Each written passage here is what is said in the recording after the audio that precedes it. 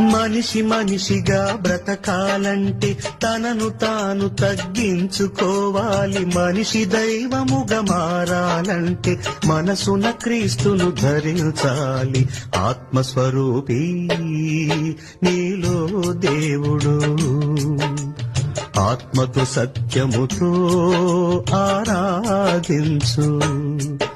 గుడి గోడలలో లేడు దేవుడు, గుండె గుడిలో ఉన్నాడు చూడు. గుడి గోడలలో లేడు దేవుడు, గుండె గుడిలో ఉన్నాడు చూడు.